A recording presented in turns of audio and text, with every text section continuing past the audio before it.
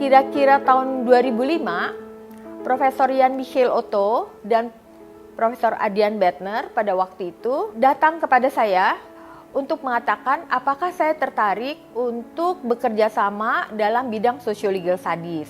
Saya melihat social-legal studies itu adalah payung bagi ilmu-ilmu yang selama ini saya kembangkan.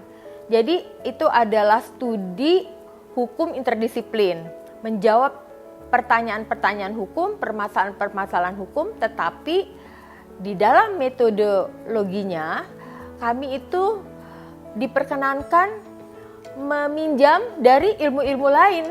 Kemudian setelah kami membuat training pertama 2008 dan mengundang dosen-dosen yang ada di berbagai fakultas hukum di berbagai tempat di Indonesia itu, kemudian selama 2 tahun ada 3 training, dan hari ini dosen-dosen partisipan dari training itu sudah menjadi doktor, lulusan dari Leiden dan berbagai fakultas hukum lain di negeri Belanda, dan mereka sekarang mengajar di fakultas hukumnya masing-masing.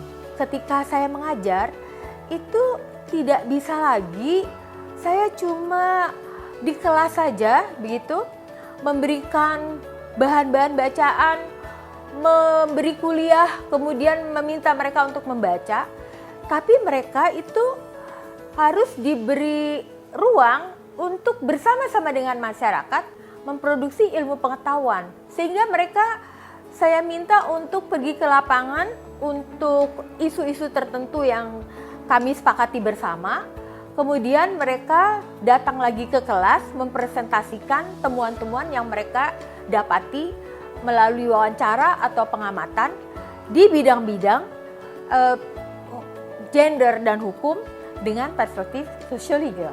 Saya menulis di surat kabar, terutama di Kompas, untuk bidang-bidang humanitarian, khususnya perempuan dan anak, masyarakat adat, juga untuk persoalan-persoalan dalam bidang universitas. Bagaimana kebebasan akademik, otonomi dari para dosen itu kurang bisa dirasakan di berbagai universitas di Indonesia, terutama universitas negeri.